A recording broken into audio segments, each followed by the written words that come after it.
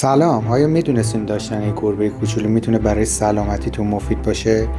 اگه دوست دارین از فواید جالبش با خبر بشین تا انتهای این ویدیو رو با من مستر پوریکس همراه باشید. مورد یک، بهبود سلامت قلب.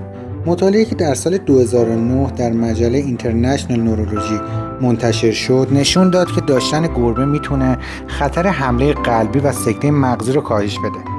دلیل این امر تاثیر آرامبخش گربه هاست. بازی کردن یا نوازش گربه ها میتونه سطح کورتیزول یا همون هورمون استرس رو کاهش بده و میزان اکسیتوسین که به هورمون عشق شناخته میشه رو افزایش بده.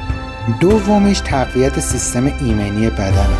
قرار گرفتن در معرض حیوانات خانگی مثل گربه ها در دوران بچگی میتونه خطر ابتلا به آلرژی ها و آسم رو کاهش بده. حضور گربه در خانه ممکنه به تقویت سیستم ایمنی بدن کمک کنه و باعث کاهش حساسیت‌های رایج بشه. و مهمترین نکتهش حمایت عاطفی. گربه ها شفادهنده‌های طبیعی روح هستند. حضور آنها میتونه به کاهش احساس تنهایی کمک کرده و در لحظه‌های سخت آرام بخش باشه. در آغوش گرفتن یا کنار هم نشستن با یک گربه میتونه حالتون رو بهتر کنه. قلبتون رو پر از گرما و محبت کنه. اگه این ویدیوها رو دوست داری من مستر پوریکس رو دنبال کن که در آینده یه عالمه از این فکت های باحال رو براتون بذارم.